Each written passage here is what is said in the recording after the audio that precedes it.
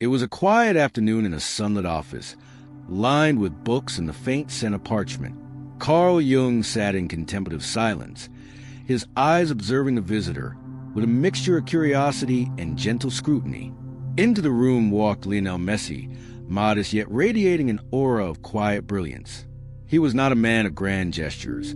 His power came in subtle mastery, the kind that moves millions without ever shouting for attention. "Mr. Messi," Jung began, his voice calm, "I have been told you possess a natural gift, but I am more curious about the spirit that wields it. Tell me, do you play football for fame or for something deeper within yourself?" Messi smiled faintly, eyes reflecting the memory of his childhood in Rosario. "I play because I love it. Since I was a boy, the ball was my companion, my teacher. I wanted to be good, yes, but the joy of the game was always stronger than anything else." Jung nodded slowly. The child who finds meaning in his play is often the one who transcends mere success. And when the world began to watch, Jung asked, when attention came as both praise and expectation, how did that affect you? Messi paused, considering. It was strange. I was still learning, still small among giants. I knew I had to adapt, to grow, but I never wanted to lose the love I had for the game itself. The narrator observed. Jung's eyes gleamed with recognition. This was not just talent. It was a young man grappling with his own archetype, balancing humility and extraordinary skill. "Your journey, then, is not only about goals scored," Jung said. "It is about the self confronting the shadow, the hidden fears, the expectations that follow genius." Messi nodded quietly, almost introspectively. "I have learned to play with it, not against it, to let it guide me rather than overwhelm me."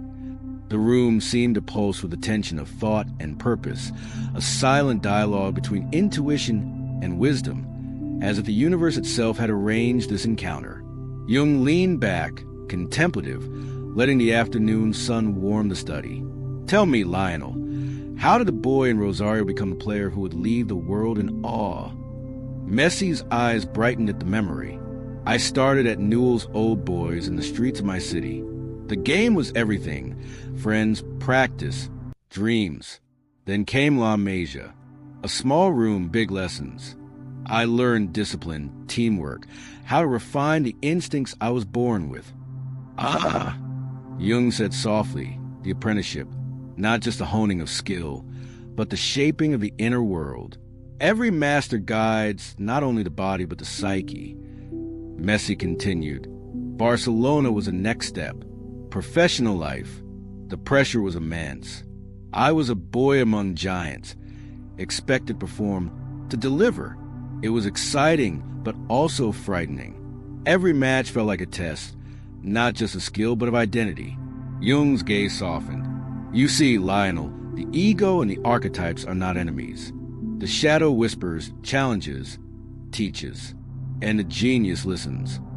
"Exactly," Messi said. "Every mistake, every challenge, every doubt, it teaches you more than any victory ever could." The narrator leaned in closer, as if whispering a secret.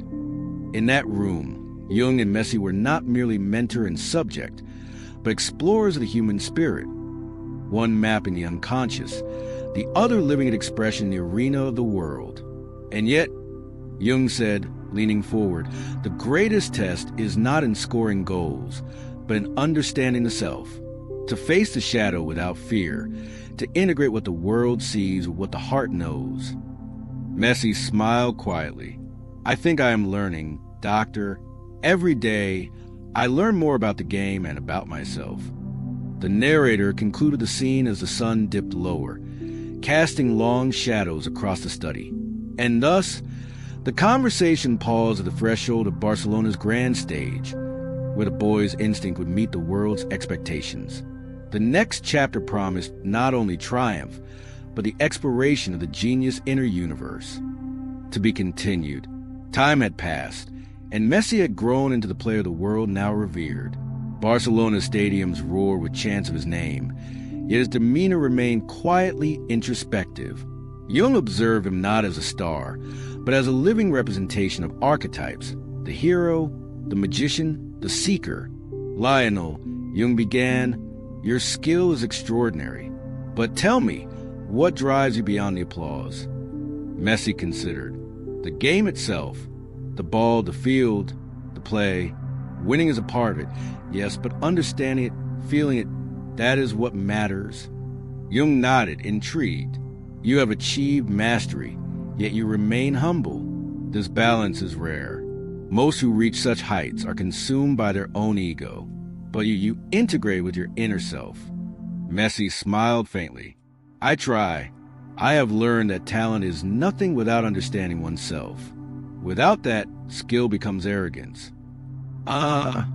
Jung said softly, the genius who faces a shadow. Every challenge, every expectation you overcome is not only external. It is an internal confrontation with what you fear to become.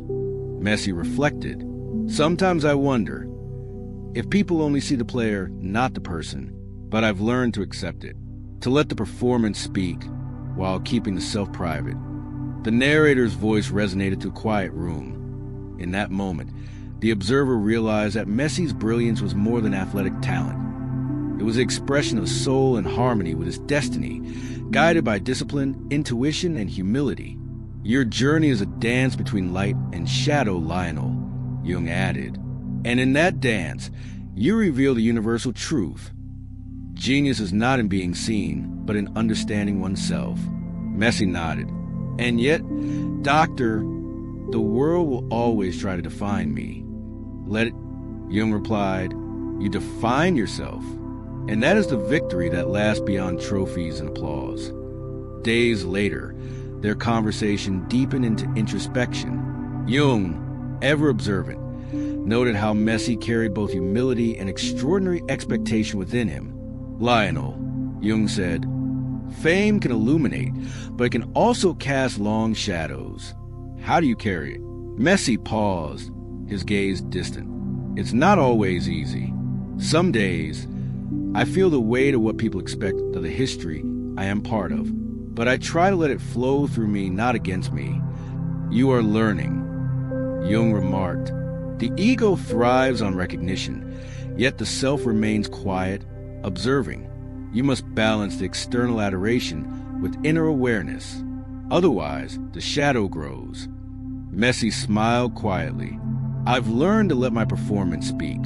Doctor, goals, assists, they're the language I use, while my thoughts stay private. A wise approach, Jung said. The true legacy is not in what the world sees, but in what you cultivate inside. And yet, one must never ignore the shadow. It teaches more than triumph ever could. Messi leaned back, reflective. Sometimes I feel the pressure to be perfect, to never fail. But I know perfection is not the goal. Understanding myself, enjoying the process, that is the true challenge. The narrator observed. Messi, the quiet genius, had mastered the art of performing for the world while nurturing the self. Jung, psychologist of archetypes, understood that this balance was rare, almost mythical. And now, Jung concluded, the boy from Rosario has become a man who embodies both humility and legend. Yet the journey is never over. The shadow remains, the inner dialogue continues, and the quest for mastery never ends.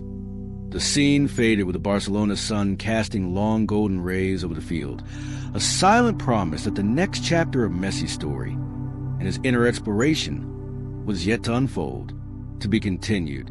The sun had begun to set over Camp Nou, casting long shadows across the pitch where Lionel Messi had spent countless hours perfecting his craft. Carl Jung watched quietly from the stands, notebook in hand, fascinated by the man who seemed so ordinary, yet carried the weight of a world's expectations with quiet dignity. Lionel, Jung began, his voice calm yet probing, you have achieved what few dare to imagine, yet I sense a tension within you, between the self the world adores and the self that remains private. Tell me, what does legacy feel like? Messi paused, gazing at the empty seats that had once echoed with cheers. It's strange, he said softly. People celebrate me, they remember my goals, but I always feel there is more to do, more to become. I want to leave something beyond the trophies. Jung nodded, recognizing the archetype of the hero and the seeker intertwined within Messi. Legacy is not trophies alone, Lionel. It is the embodiment of your values, your discipline, your soul. The world sees only the brilliance, but you must integrate the shadow, the doubts, the fears, the quiet struggles to truly behold. Messi smiled faintly. I think I understand. Every challenge, every failure, it teaches me as much as every victory. But the pressure is constant. Expectations never end. And therein lies the genius, Jung replied. You do not perform only for applause. You perform to understand yourself. The shadow whispers, reminding you of your humanity, and yet you continue not despite it, but because of it. Messi reflected, his eyes distant yet determined. I suppose that is why I play the way I do. The joy, the instinct to flow, it is mine, even if the world interprets it differently. Jung's gaze softened. You have found balance, Lionel, between the world's gaze and your own inner truth. That is the mark of a true master. And yet, remember, mastery is never final. The shadow remains. The dialogue with oneself continues. The narrator's voice enveloped the scene, cinematic and slow. Messi, the quiet genius, had faced expectations, fear, and doubt. He had turned them into purpose, his talent a vessel for his soul's expression. Jung, ever the observer, understood that what the world called brilliance was in fact the harmonization of light and shadow within one man. One last thought, Jung said, rising. Even the greatest must confront the unknown. Not the opponent on the field, but the depths within. Only there does true greatness reside. Messi looked up, his quiet smile carrying both humility and resolve. Then I will keep playing doctor, not just for trophies or fame, but to meet myself again and again. The narrator concluded with a cinematic echo. The sun set over the stadium, casting golden light on a story of discipline, instinct, and inner exploration. Carl Jung departed, leaving Messi to his path, a man defined not by applause alone, but by the quiet genius of understanding himself.